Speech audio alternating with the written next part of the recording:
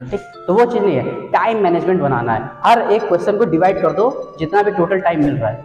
ठीक है, for example मैं आपको बताऊं तो मान लो 30 क्वेश्चन एक एवरेज ले लेते हैं, 40 क्वेश्चन आपको एग्जाम में करना है कितने घंटे में? 2। नमस्कार बच्चों, कैसे हैं आप सब? उम्मीद करते हैं बेहतर, कम ही होंगे, है ना। जिनके सर पे एग्जाम्स का इतना प्रेशर, इतना लोड है, उनसे इस समय क्या ही उम्मीद की जा सकती है ना। तो जैसा कि आप सब जान रहे हैं कि आपके एग्जाम शुरू होने में मुश्किल से 15 से 17 दिन ही अप्रॉक्स बचे होंगे। 22 फरवरी से स्टार्ट हो जाना है ना। तो इस समय आपकी क्या स्ट्रेटजी रहनी चाहिए इस समय कि मतलब हमसे कुछ ऑफलाइन बच्चे पूछ रहे थे कि सर ये बताइए, जैसे जैसे एग्जाम्स पास आ रहे हैं हमारी बुद्धि भ्रष्ट होती जा रही है, क्या पढ़ें, कब पढ़ें, क्यों पढ़ें, कैसे पढ़ें, किधर पढ़ें, कुछ समझ में नहीं आ रहा है जैसे जैसे एग्जाम्स पास आ रहे हैं। तो हमने उनसे कहा कि देखो, पढ़ना नहीं है इस समय एक 5 टिप्स है जो अभी व्हाइट बोर्ड पे लिखी हुई है, अभी हम आपको दिखाते हैं। उसमें आपको करना क्या है, जो 5 टिप्स है इसको फॉलो कर लेनी है डेली। ठीक है, हॉबी में ले आना है इसको 15 दिन अपने। अब ये कैसे लाना है, पहले तो टिप्स समझ लेते हैं क्या क्या है, ठीक है, और कैसे लाना है वो भी समझते हैं। पहला क्या है, मेक अ स्टडी शेड्यूल। हाँ, अब मेक अ स्टडी शेड्यूल में क्या है, you have to make a study schedule, एक स्टडी मटेरियल आपको बना रहेगा। जितने भी आपके सब्जेक्ट्स हैं उसको भले आप 30 मिनट, 35 मिनट, 40 मिनट दीजिए, लेकिन डेली दीजिए। आप समझ रहे हैं? कुछ होते हैं जो पीसीएम में टॉप मारने की सोचते हैं, कुछ होते हैं जो ओवरऑल टॉप मारने की सोचते हैं। ठीक, तो ओवरऑल टॉप मारेंगे, उसको मेरिट बनाएंगे, परसेंटेज पूरा देखेंगे, तो आपके लिए पहला बहुत ही बेनिफिट रहेगा। क्या बेनिफिट रहेगा? ये आपको स्टडी शेड्यूल बनाना है। स्टडी शेड्यूल में क्या करना है, 30 मिनट, 35 मिनट, जो भी सब्जेक्ट है आपके पास, अगर 10 सब्जेक्ट है तो 10 सब्जेक्ट पे 30-30 मिनट दीजिए ही। हाँ, जो इंपॉर्टेंट सब्जेक्ट्स हैं, पीसीएम हो गया, पीसीबी हो गया, ये सब जितने हैं, ठीक, तो इस पे आप अलग से टाइम दीजिए, एक्सटर्नल टाइम दीजिए। ठीक, लेकिन जो अदर सब्जेक्ट्स बच रहे हैं उस पर भले 30 मिनट, 35 मिनट दीजिए, लेकिन ये दीजिए जरूर। ये इसको कहते हैं हम लोग क्या, स्टडी शेड्यूल।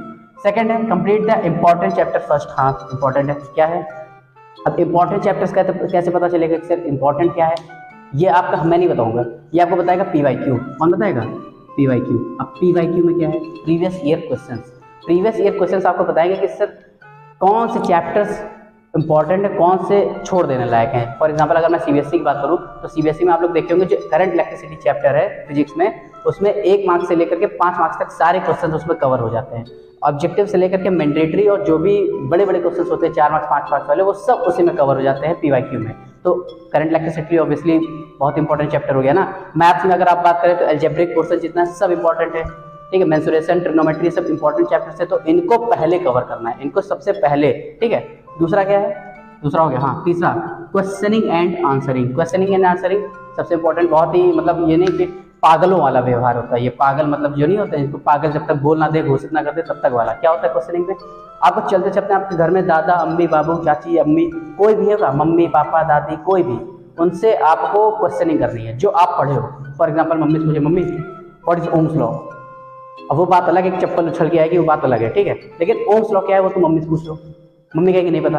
अब तुम उनको आंसर दे दो कि ओम्स लॉ क्या है, I is directly proportional V equals to I है, बता दी, कोई दिक्कत नहीं। ठीक है, चलते चलते अपने दोस्तों पूछ लिया what is the unit of ampere, sorry current, नहीं पता उनको, आप बता दिए एम्पियर। ठीक, तो ये चीज आपको क्या करना है, क्वेश्चनिंग करनी है और उसी का आंसर आपको खुद देना है, और वो दे दिया तो ठीक है, ये चीज आपके दिमाग में मेमोराइज हो जाएगी। और चौथा इसी के ऊपर है क्या, फोकस ऑन मेमोराइजिंग। जो भी आप एक दिन में पढ़ो, जो भी पढ़ने का मतलब, जो भी मतलब आप हिंदी पढ़ो, इंग्लिश पढ़ो, पीसीएम पढ़ो, एसएसटी पढ़ो, कुछ भी पढ़ो, उसको रात में सोते समय एक बार मेमोराइज कर लो। सोते सोते ही फोन मोबाइल में रख करके आंख बंद करके मेमोराइज कर लो कि हमने पढ़ा क्या, और जिससे क्वेश्चन किए हैं, जो आंसर दिए वो भी मेमोराइज कर लो। ठीक है, इससे क्या होगा कि जो पूरे दिन में आपने पढ़ा हुआ है, जो भी आपने मेमोराइज किया है, वो सब आपका एक बार में पूरा मेमोराइज हो जाएगा। ठीक है, और फिफ्थ जो कि मेरा फेवरेट है, बहुत ही इंपॉर्टेंट, इफेक्टिव टाइम मैनेजमेंट। देखो सिंपल सा फंडा बताएं, एग्जाम में बैठे हो, ठीक है, एग्जाम में बैठे हो, 2 घंटा आपको मिला पेपर करने के लिए।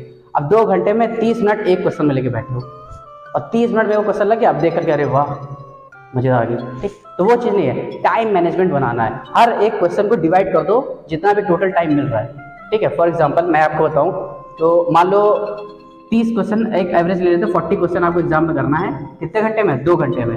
ठीक है, तो 2 घंटा मतलब 120 मिनट, 120 मिनट में 40 क्वेश्चन करने हैं आपको, तो एक क्वेश्चन पे कितना मिनट देना है आपको, 3 मिनट। बात समझे, 3 मिनट में आपको एक क्वेश्चन करना है एवरेज।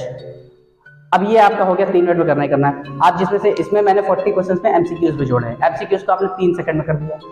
30 सेकंड में आपने MCQs कर दिया। कितने सेकंड में? 30 सेकंड में। अब आपके पास 3 मिनट में कितने सेकंड में आपने MCQ किया? 30 सेकंड में। तो आपके पास कितना अभी बच रहा है? 2 मिनट 30 सेकंड। 2.5 मिनट आपके पास अभी बच गया। अब इस 2.5 मिनट को आप नेक्स्ट क्वेश्चन में यूटिलाइज कर सकते हो। इस तरीके से टाइम मैनेजमेंट करना है।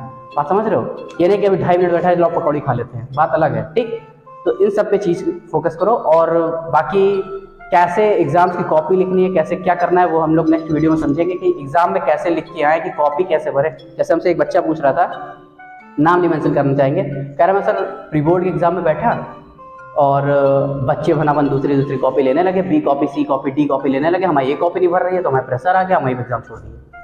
ठीक, तो कॉपी भरना है कि हाँ इंपॉर्टेंट होता है, क्योंकि जब तक कॉपी नहीं भरोगे तब तक तो समझ में नहीं आएगा ना एग्जामिनर को भी कि करा क्या है इसमें।